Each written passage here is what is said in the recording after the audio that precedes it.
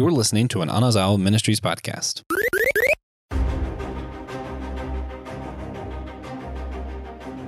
What does bug catching have to do with the origins of Pokemon? We're going to find out today on today's episode of Systematic Geekology. We are the Priest of the Geeks. I'm your host, Christian Ashley. I'm, of course, joined by my partner in crime, co-leader in the revolution against Joshua Knoll, Elizabeth Pang Clyde. How you doing, Pang? I'm pretty good. How are you doing? I'm doing excellent, especially when we get to work together. It's always better when that happens. Now, I'm also, of course, I'm always happy to be with Pang, but we should all always be especially happy we get to work. Rumor says in mythology, Arceus created the Pokemon world, but what they forget is that he had help. And that man himself was TJ Blackwell. How you doing, TJ? I'm all right. Thanks for asking. Good to hear it. We get to hear part of TJ's origin story today. So you're all welcome for that. This is exactly why we organized it this way. So go ahead, TJ. Why don't you go ahead and tell the good people what you've been geeking out on recently? Recently, I've been replaying Final Fantasy IV because of the Pixel remasters. Final Fantasy IV, personally, it might be my second favorite one. It is just, that's like the progenitor of modern gaming is Final Fantasy IV. I'm being completely honest. Yeah. It's okay, fantastic. Excellent. Pang, what have you been geeking out recently on? Yeah, so in Universal Studios Japan, they have a Detective Conan exhibit, and I have never seen it. Fun fact, One Piece is not the only anime with 1,000 episodes. Detective Conan has over 1,000 episodes. So that is what I've been geeking out. I'm just trying to get really excited for everything Japan has to offer. So it's a little slow for me, but I mean, I'm still geeking out. Yeah, I'm starting to feel left out. I'm the only one who doesn't have a plushie on screen right now. Yeah. We had Pikachu and a shark show up. So are you a geek? I have been recently getting into Pokemon Infinite Fusions, which is a fan ROM hack that what happens, there's 490 some Pokemon. You have the chance to fuse with each other, gain their abilities. Some of them are really bad looking. Some of them are really great. Some fans have made them into a really fun shout outs to other franchises and stuff like that. It's a total blast. I would recommend, if you can download it, go ahead and do it. It's like I said, a great time.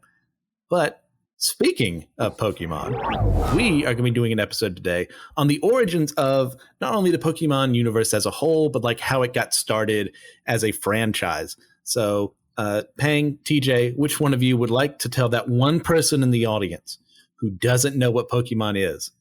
It's happiness. One word. Pokemon is happiness. Yeah. So Pokemon is pocket monsters, originally called. Basically, there's a bunch of Pokemon. They're like wild animals, which also exist in the Pokemon world. But they have special powers, and they're like little friends that can shoot lightning or form black holes. No big deal. Yes. You catch them, and you battle them. It started all the way in the 90s, still going on to Generation 9 right now. And it's been a blast the entire time. Even when I stopped playing for a bit, got back into it. Yes, Pokemon has always been one of those just focal points of, anime in general, video games in general, that if people know what it is. Even if you have never played it, you know it exists. So how are you guys introduced to Pokemon in general? Just, games first, anime first. What came first for you? My grandmother bought me my very first yellow Game Boy. Rest in peace, Grandma.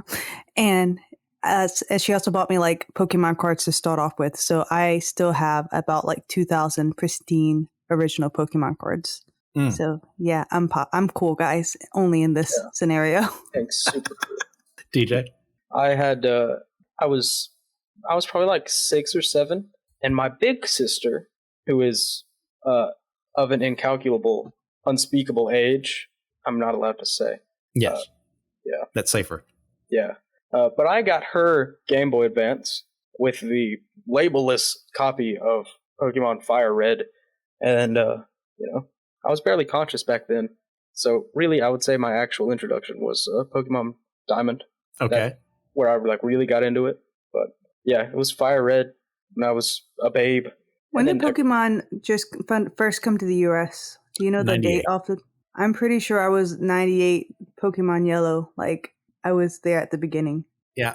That My does first not. memory. I'm Go still ahead. young, everyone. I just Of wanted course. to. I just dated myself very hard. I'm No. still freaking young. Never let them know. Oh, I just did. It's fine. Yeah, my earliest memory of Pokemon would have been around that time when I first heard some of my friends talking about the anime, which obviously we didn't know what anime was then. We just knew it was a cartoon that showed up on TV. It's like, oh, wow, there's all these magical and scientific creatures you can use in the battle. I'm like, that sounds so much fun.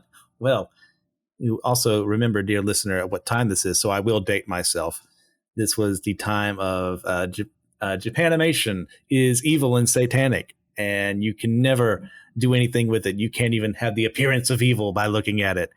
And my parents, more my mother at this time than my dad, because I know my dad for sure has watched several older anime, and to placate her at the time where she's way improved now. She's more accepting of things. But at that time, other moms were saying, don't do it, don't get into it. So she was doing the same. So I was not allowed to have the games. So what I did is I had friends of mine who loaned me their Game Boys for the weekend. And I would hide in my room under my covers, and I would play Pokemon Red or Blue or Yellow, whichever one they happened to have at the time. I was caught once by my mother doing that, and I got an immense scolding for it. So as time went on, as she eased up on things, I was allowed to get back into the games. I was actually allowed to buy Pokemon Silver after my birthday one time, which, by the way, I was being a total brat. So this is more on me. The game I'd gotten for my birthday, I didn't want, so I made my parents go and get me a new one. So I did not deserve the grace they extended to me that day, but I did get Pokemon Silver out of that all. So yeah, is that the Aesop we want to teach today? Probably not. Don't give in to your children. Don't deal with terrorists. But what we can deal with is how Pokemon was developed on this world first. So I'm going to go through a couple of factoids here. Like, you guys can chime in whenever you want. You have something you want to add to it. And then at the end, if there's something else too, go ahead and speak up. But Pokemon was created by Satoshi Tajiri, based off of his love for collecting insects and bugs back in his youth. It's kind of a very popular tradition. Like, if you look at some anime right now, you'll definitely see like there are a ton of kids. Like, this is one of their passions, is just going out Sunday. It's similar to some things like more Western side of things with lepidopterists, people who really like butterflies and moths. Yeah. And they'll just pin them up. It's like, oh, wow, that's cool. Well, that's what people do. And they'll pin them up. They'll have like, giant stag beetles and stuff like that. So it's just something very popular that remains so today in Japan. And he was inspired by that. It's like, oh man, I'm assembling all these, insects. What if I did that with other creatures too, but like as a game where we could play with each other and no one got hurt in the same way? So he was then joined later on by Ken Sugimori, who helped add his designs to the development. He helped create some of the more Pokemon, the initial sprites. And then Junichi Masuda was then brought in to help compose music for the entire project. They were bought at some point. No, excuse me. They collaborated with Nintendo. Game Freak was the company that they had made. They produced some other games for them, including some Mario games, which gave them some street cred, which then they were allowed to make Pokemon from that. Now, like TJ mentioned before, Pokemon comes from the portmanteau of the words pocket monsters. And guys, once again, if I just keep talking and you want to say something, just interject. It's okay. Although originally it was going to be called capsule monsters. And some of that kind of transferred to the US for a bit, where there was some divide between pocket monsters, capsule monsters, but ultimately Pokemon won out in the end. It was also originally released in Japan under the names of Pocket Monsters Red and Green. So we don't have green here in the West. They got green originally. What did happen, though, is that Blue, Pokemon Blue, was actually something that was submitted. They had this magazine called Korokoro Comics, if I remember. Yeah, Korokoro Comics. And you could submit to them and get it from that magazine. So the one version we got, from what I understand, started as that. And later on, with the popularity of the anime, they made Pokemon Yellow. It was also kind of always intended to have like more of this like huge social connection between players, so like to encourage trading and battling with each other. And that's, from the American side of things, is one of the things that we were very unhappy about. We get that whole socialization bonus because, well, you look at America, you look at Japan, one is more geographically bigger than the other. So it's a lot harder to do, especially when you live in Denver, North Carolina, where there are people who have the games, but you can't always meet up. Not everyone has a link cable. It wasn't that fun back then. fun fact as well, the original mascot was going to be Clefairy instead of Pikachu. Can you imagine that world? Pang, go ahead, give us your opinion. Clefairy bad. Yeah, go ahead, Yeah, TJ. Clefairy bad, Pikachu good.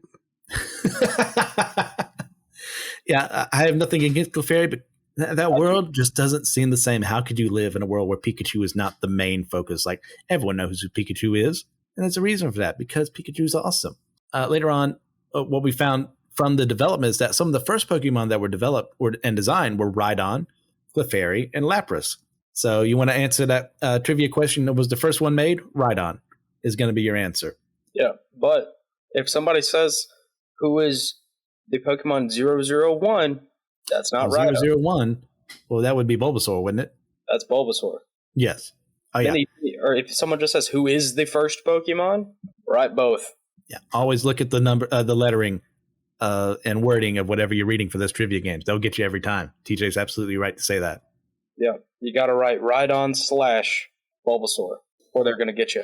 Oh, yeah. And the final part I have for trivia in this section is like the success of the games led to the creation of the trading cards that were extremely popular back in the day. I unfortunately lost mine at some point in time. I know Pang is giving that look of absolute shock and horror. And since you guys can't see her, I wanted to describe that for you. I feel the exact same way now. It was immensely devastating. But what it also did is also led to the anime spinoffs, which one of the reasons why it's as popular as it is it has all these different venues for people to come by to find it. It's like, it's still one of the most profitable franchises of all time to this day. So you guys have anything else you'd like to focus on for this part? Anything I missed? Yeah, I would just like to say Bulbapedia, like the Pokemon fans' go-to wiki, has just recently got access to one of the original Pokemon art books from Mori. And as such, the scans for all of the Pokemon art has gotten exponentially better.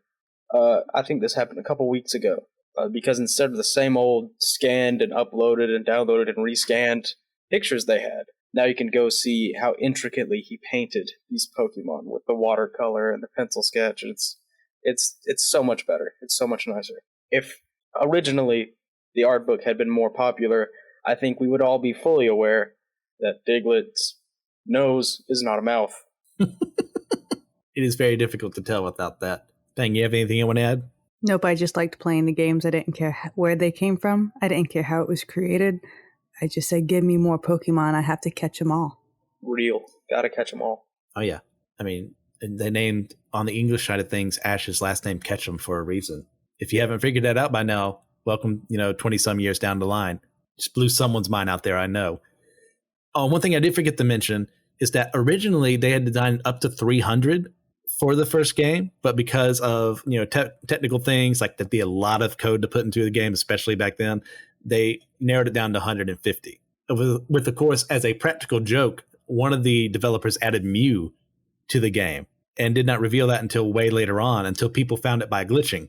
And then, of course, you get all those urban legends across when it came to America. I'm sure that on the Japanese side of things, this happened too, of like, oh, you just got to go to this one truck at the SSN. If you do it correctly, you'll find it. But there's actually a legitimate way to do it. I'm not going to explain it here because you got to do very specific things. But it is possible on your red, blues, and yellows to get Mew legally. So if we have nothing else for that, we're actually going to focus now on the Pokemon cosmology, the actual creation itself of the Pokemon universe. Now we're going to get some heavy lore here, and this is even debated itself within the Pokemon franchise. It kind of works on that multiple Earths, alternate realities kind of thing. So this may be true for one universe. It may not be true for another. So just bear with me. This is like the bare bones. You looking up for the first time Pokemon mythology and cosmology, this is what you're going to find. And like I hinted before, although he was eventually aided by TJ, Arceus in some heretical texts is said to be the Pokemon who created the Pokemon universe, the Pokemon world, and the multiverse at the same time, after he himself was hatched from an egg of unknown origins. This is kind of one of those things that's very popular. As I was doing my research, I knew this was something that happened in other mythologies and religions, but like it's way more popular than I ever expected. There being like this egg, this primordial egg, and like a god will emerge from it, and then like creation will emerge from it.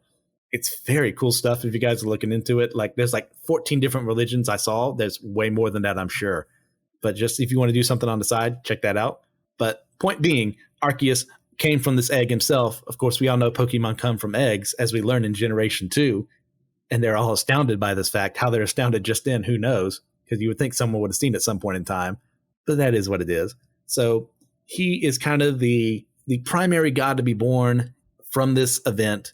Then he created 3 eggs that then formed and became and hatched Dialga, overseer of time, Palkia, the overseer of space, and Giratina, the overseer of antimatter, which we get from Generation 4 from Sinnoh, which is when this originally happens in the lore. But unfortunately, Giratina, for his very destructive tendencies, he was banished to the distortion world by Arceus. Now, there's some debate what was Giratina actually like a Satan figure? Was Giratina like evil, or was that just how he was made to be? So that's just what he did. Who knows? You get to catch him either way. Yeah, this is why Gen 4 is actually like the second best generation of Pokemon. Second best. Okay, what's your top one? Gen 5. I love Black and Black. Those are all and White. solid choices. Yeah, Gen 1 is bad. As someone who has replayed that game over and over again and fell in love with the glitches and the bugs, I completely agree. I will replay it every day. It's one of the few times when a game is released, be like, man, the quality of life stuff has gone on in time. Like, I just can't go back. I can go back to Gen 1. Other games like the Persona series, like 4 is about as far back as I'll go. But I will always start back in Gen 1. I can play Persona 3. I can You handle played 3? 3. Okay. I haven't done it in a couple years, but I think I could still do it. It's hard to play Pokemon Red. It's really difficult. Yeah. But that's just my opinion. I won't lie, it's nostalgia based, and that's why I'll do it. But we're off topic, as usual, and that's okay. Think you have anything you wanted to add before we kept going with the facts? No facts. Pokemon good. It's true. See, this is the most least interesting part of the episode today for Paying, and that's okay. We'll get through this together. Yeah. All right, so I can get to the meat of the discussion, the parts Pang will actually care about. Yeah, as she bumps her fists in the air in celebration. What Arceus did after creating those 3 was creating the Light Guardian trio. That's Azelf, Uxie, and Mesprit. And they kind of were there to help guide humans and Pokemon in pursuits like knowledge and stuff like that. So like humans were created at some point in time. It's all really debated like when this happens. I think Pokemon were created first in most of the myths and legends. It's no one was there. It's much like our own creation, highly debated because we don't know what happened outside of what we're told. So that's that. Arceus' name itself actually originates from the ancient Greek word of archaeos, which just simply means ancient. And from that word, we get the word archaic, which means like old-fashioned or something older than everything else. So that's what. And I know I've been saying Arceus. There are other people who pronounce it as Arceus. I do say Arceus. I know the root word. I know Pokemon official says Arceus. I don't care. I think it sounds silly. I like to say Arceus. And you have any hot takes on the pronunciation? I can barely pronunciate my maiden name Pengalingan, so I'm not even going to go with that. Fair enough. Yeah, so I'm going to say Arceus. If you say Arceus, you're outnumbered on this one, unfortunately, but it's not the end of the world. And the last tidbit of information here we get is that Arceus' designation as the first Pokemon and creator deity comes from Sinnoh lore. And like I've said before, this isn't concretely believed in other regions of the Pokemon world. So much like certain parts of scripture or different religions, there's all people just trying to make sense of things, just like regardless of where you're at, you're going to wonder, like, where did we come from? Where are we going? I mean, was God hatched from a primordial egg? And did he make magical creatures to fight alongside with us? Not in this world, but who knows? So with all that said, all that backstory, like, what can we learn from the creation of the Pokemon multiverse in light of what we believe about the creation of our own? I think it is helpful to get it's kind of an otherworldly perspective on like our beliefs, because if you're gonna put that into our world's context, well, first you have to decide which one is God. Is it Mew or Arceus? Before 2006, 7, 8, before Generation 4, you would have said Mew. Then they said it was Arceus. So whichever one of those it is.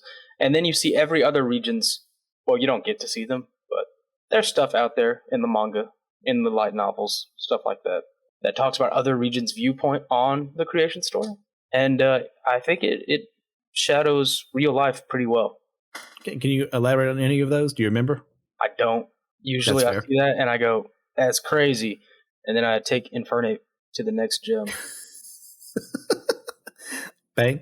Never once thought about it. I'm just here to learn more about the origin. So, continue. Pang just didn't want to wait for the episode to come out. Pretty much.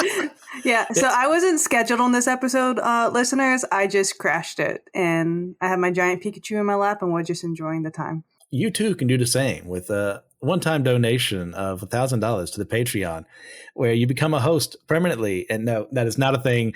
Don't ever do that. I can make it a thing. I am trying to take over the finance with my MBA. So if you want to give us $1,000, I can make it a thing, listeners. You tell me right now. I will work on it, guys. Like, but have immense negotiations. I think your mic would just be muted the whole time. We never said they had to speak. Yeah. So Video there's ways. host. Yeah. Or a stalker, something like that. Yeah. So teacher, you brought up the idea of there being multiple points of view for how this could have come about, like, creation. Obviously, the more Christian idea of creation isn't going to gel with, let's just say, Shintoism, Buddhism, or, paganism, or, Greek Roman mythology, all that. Like, how do we wrestle with that people just have so many different ideas and we can't even agree at the end of the day of exactly how it happened on our end? Yeah, I think when it comes to other religions, I think the general strategy is going to be let bygones be bygones. Maybe give them a nudge in the right direction, but don't make enemies out of peaceful people. Well said. Yeah, even if they do believe that stupid red dinosaur is stronger than Kyogre. I mean, no, the primal forms. We see who's talking. Still no. Precipice Blades isn't good enough. Not anymore. Hotly debated to this day because Kyogre does still get Ice Stab and Ice Beam, so it would still be a little devastating on poor Kyogre. Yeah. Excuse me, Groudon. Terra Ice Kyogre? That's not even a thing yet, right? That hasn't been released? No, not yet. Okay, thank God. My Showdown. You can do it on Showdown. On topic, Pang. How should we handle people with very, very differing views to us when it comes to creation of the world? Like, I say the world, but we can even talk Christians as well. You mean like relationship wise, like friendship? Yeah, that too is like, do we just stand all day arguing? Do we need to argue it all? Like, where do you come on that issue? I'm too lazy to argue theology, even with these Christian people. So here's the thing. Theology is literally the study of God. And what makes us think we can actually study him with our limited beings and our limited mind? So I feel like anyone who tries to die on any kind of arguments, you're not showing love. You're not showing compassion. You're not showing God. So you just sound dumb. That's just my opinion. But I mean, if I disagree with someone, there was someone in culinary school and like we were the best of partners, and she's an atheist. I'm a Christian. She had a girlfriend and I had my fiance. So we had a deal. She would still talk about her girlfriend, which I want to hear about. That's your life. But I don't want to hear the intimate details because that makes me uncomfortable. And so she didn't talk about her intimate details out of respect for me. And I didn't shove Jesus down her throat because number one, that's just really lame. But number two, out of respect for her. So I still talked about going to church and my friends and what I did this Sunday. And we were able to have a great relationship, but be different because who all is exactly the same? That's just stupid to think like someone's going to think like you, act like you, be like talk you. Like you, I just talk like you. Yeah. I just don't see the point of, yeah. I just don't see the point of all the arguing and stuff because no one has ever, I've never ever heard of someone, you know what, I lost this argument. I'm going to believe what you believe. It usually just leads to bitterness and stonewalling and hardened hearts. So yeah, let's just enjoy Pokemon and catch them all. If you catch Josh on something that he's legitimately wrong about and can prove it, he'll do it. He'll change it. Yeah, he'll be like, oh, you're right. But here's the thing. Well, which could happen, but then I would have to argue it. and like Yeah, it's slap usually them not upside the worth it. head. Yeah, it's not, because here's the thing. If I can't show you what I believe through my actions, then we're not close enough for you to believe me. You know what I mean? Like, before you can change anyone's point of view, or even like really, I feel like speaking to their lives, you have to have a relationship. And all these people trying to jump down each other's throats and over the freaking internet. You don't know these people. I don't know. That's a tangent though. No, that's fair. Like that you answered the question well. In fact, I'll speak on your second point after I say what talk about what you said about how did you word it with the whole not wanting to argue part. We don't need to worry about that. Well, I'll tell that to my systematic theology professors because I have 2 more I have to take of that. I'll put that down as my thesis and see how well that goes with them. Do it. No, defending your faith is different than arguing. I will say that. This isn't apologetics. Okay. That's a different class I haven't taken yet. All right. I will say, like, I will defend my faith and what I believe all day long, but I'm not going to try and make you believe what I believe, because only God can change your heart. That's not my job. That's not what I'm called to do. I'm made to do. Well said. Because I'll go to your second point that you were making of how to handle all this. And like, I forget the verse off the top of my head, but when Paul says, live at peace, if possible, with the people around you. And part of living in peace isn't forcing Jesus down someone's throat, as Pang said. It's not, just arguing for the sake of arguing. It's just to sound superior, to say, oh, well, I know what I know and I'm better than you. That's a terrible way of going about things. As someone who loves arguing, I've had to learn that's not always the best response. Not everyone is looking for a fun argument or a debate. And as much as I'm like, yes, I know you're smart enough for this argument, let's have this, that's not always the most conducive action to take. When you find that person and you're ready to argue with them back and forth, embrace it. It's one of the most fun things in the world. I know Pang is shaking her head right now. She's very upset at that idea, but I'm not upset. It's too much energy to be upset about that. There you go. I just want to chill. But it can be very rewarding sometimes. I've even taken the argument I don't believe in just to have an argument with someone because it's fun. It's like I'm saying words I would never say. It has its merits. Do what? I have to agree. It has its merits. Now, Yes. I have played devil's advocate a lot because I have I call them the Christians with the Jesus sticks up their butt. And so literally just like the other day we're at lunch at Moe's. I'm so sorry, TJ. So we're at lunch at Moe's. Podcast sponsored by Moe's. Yeah. TJ works at Chipotle and he detests Moe's. But he just randomly out of the blue, he's like, what's up with Christians after age 25 thinking it's okay to curse? I was like, what? I've gotten like 3 hours of sleep at this point. My belly's full. I just want to take a nap at this, time. I'm like, what are you talking about? He's like, yeah. He's like, why just people think it's cool to curse? Don't they know, like, we shouldn't be of the world, blah, blah, blah, blah, blah. And I'm like, okay. And this guy, like, he's a very black and white person. So then I was just like, well, why are you looking at the speck in their eye when you have planks in yours? And so he was like, what? He's like, well, it says all words should be blah, blah, blah, blah. So he's trying to do scripture and I have a Bible degree. So I'm like, let's go. And so it was just like, I'm like, well, I was like, there's no F words in the Bible, or because I personally don't swear because I like to sound intellectual. That's my thing. Like, I don't swear by choice, not because I think it's going to send me to hell. But I'm like, but the swear words are not in the Bible. Like, even my high school students, I let them curse because I don't care, but they're not allowed to curse at each other because you are supposed to be edifying and lifting each other up.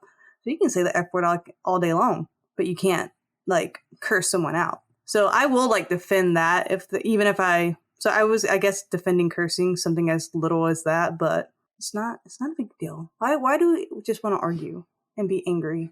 I just want love and peace and happiness and Pokemon. Yeah, arguing to be angry, I'm totally 100% against. I'm with you on that one. TJ, you something you want to bring up? No, I like to debate in a silly way. Mostly, how? If I'm feeling up to it, which I'm usually not, but it happens a lot more when I'm hanging out with Josh, is I like to poke just to make sure you know your stance. Even if I don't know anything about your stance, I just want everyone to be able to defend their stance on anything they feel strongly about, at least. Yeah, one thing I found useful for me when it comes to arguing someone else's viewpoint that you don't agree with is it helps actually get yourself in their shoes. why would they actually say these things? Why is it so important for them to say something like, I've done it before, like arguing for abortion as something that should be done. It's like, okay, I see where you're coming from. I cannot ever agree with that idea, but now I feel like I have a better understanding of where you're coming from. So when we do have these debates, these arguments, that like I can see you more as a person than if I just say, oh, you disagree, therefore you believe in all this, and therefore I don't have to listen to what you say. And it's always a terrible point of view to have. Like at the end of the day, this is the truth. Jesus is who he says he is. I'm not even arguing for my point earlier, but like Jesus is who he says he is. He's the way, the truth, and the life. No one comes to the Father except through him. That's it. End of story. No debate. But he also said to love your neighbor as yourself. I feel like a good whenever someone's trying to come with you, because people love to do it, and they try and be like, well, this is what I believe. Like, well, especially like, it was like, well, the Bible is full of contradictories. And then you could either A, be super like, oh my gosh, no, you're going to hell. Or B, what I do, I'm like, really? I've never read any of that. Can you tell me where you've read it so I can understand where you're coming from? And no one has been able to quote scripture because they've never read the Bible.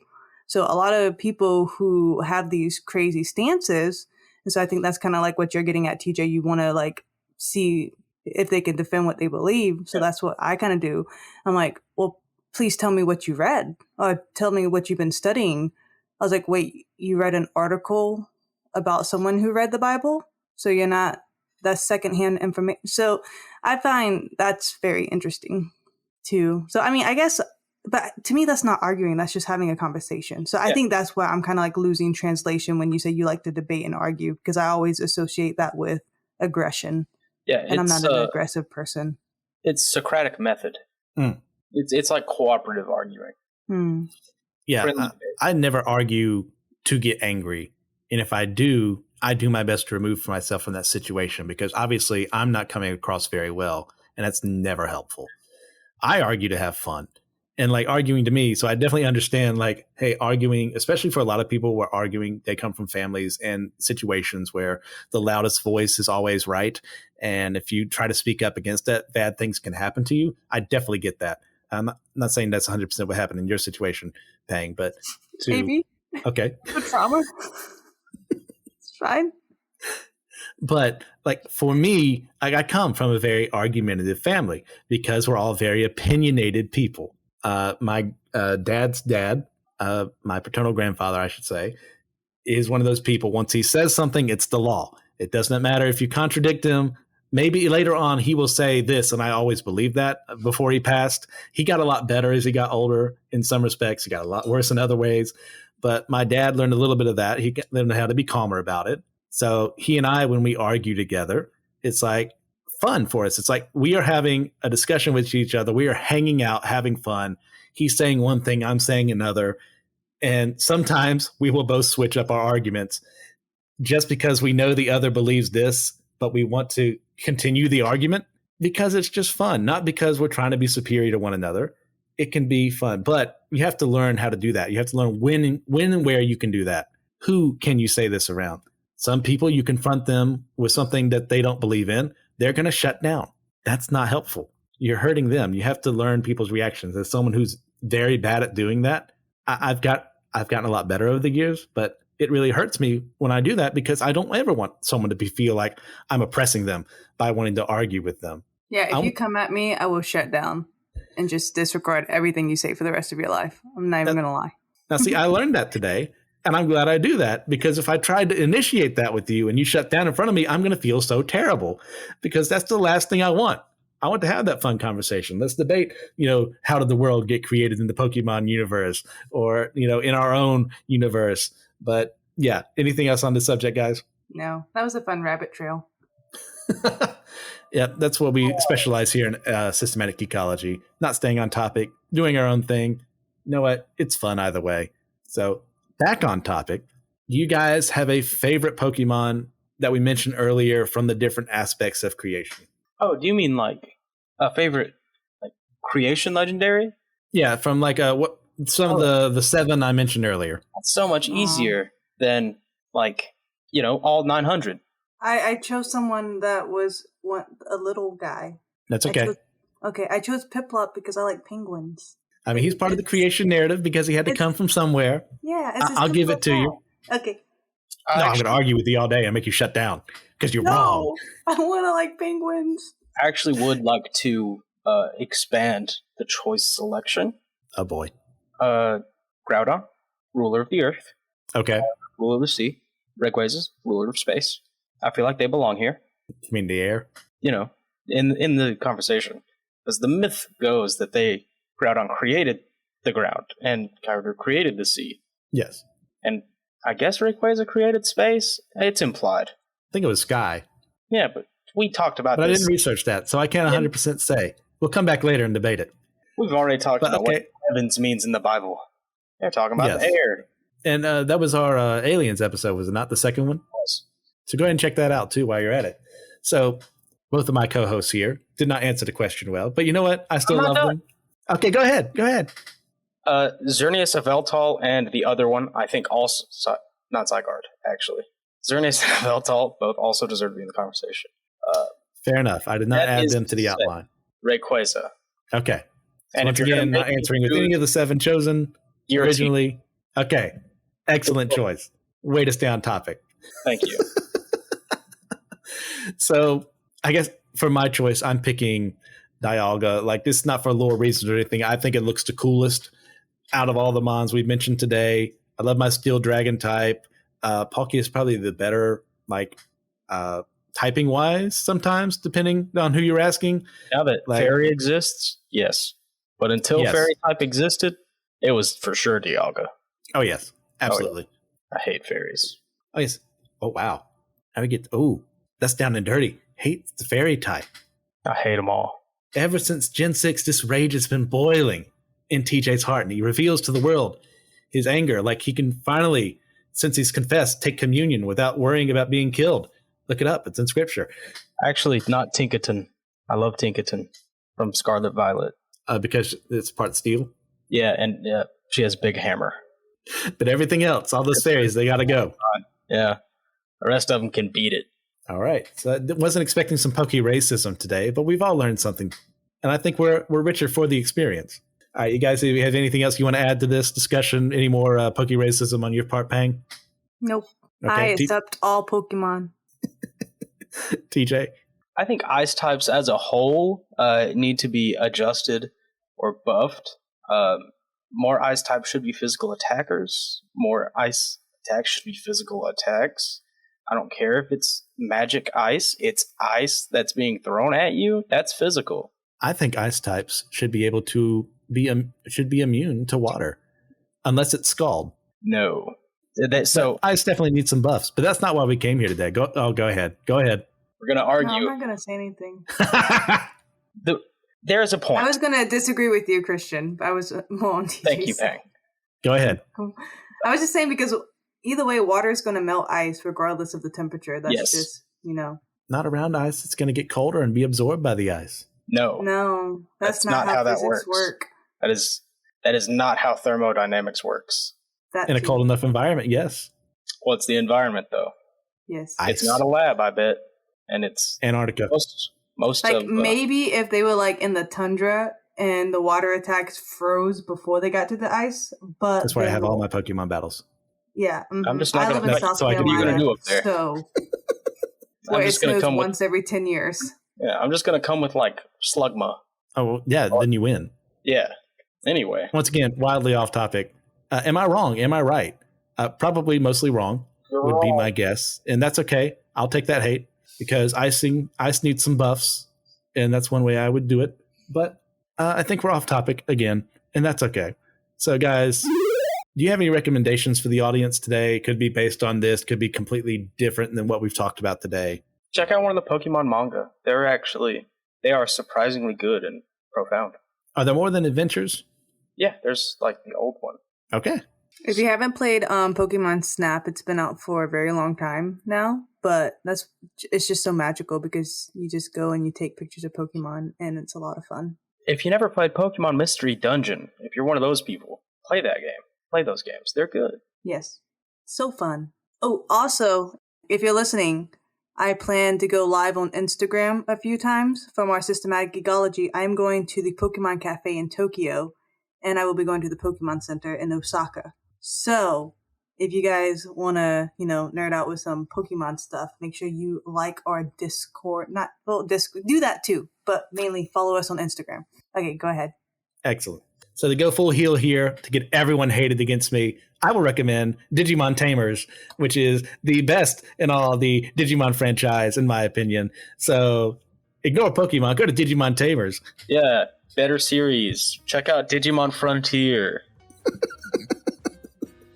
And now that everyone has thrown their phones down and in anger, they're going to try and find out which seminary is he at again. I got to go track this idiot down and kill him. Well, I accept your challenges. I'll meet you here whenever you want. So, guys, as Peng mentioned, we do have an Instagram. So go ahead and check that out as well. So see her journeys across Japan. That'd be a ton of fun. Also, if you have the chance, leave a 5-star review on your podcasting platform of choice.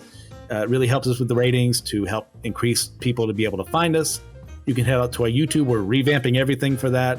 There's going to be more content on YouTube. We're going to be doing stuff at least weekly. I'll be doing, I don't know when, but I will be doing what I've been watching anime-wise through the week. Just weekly, like the seasonal anime I'm watching. I'll be discussing those. You can join us on Discord as well to have some further discussions about our topics and everything we do. But remember, we are all a chosen people, a geekdom of priests.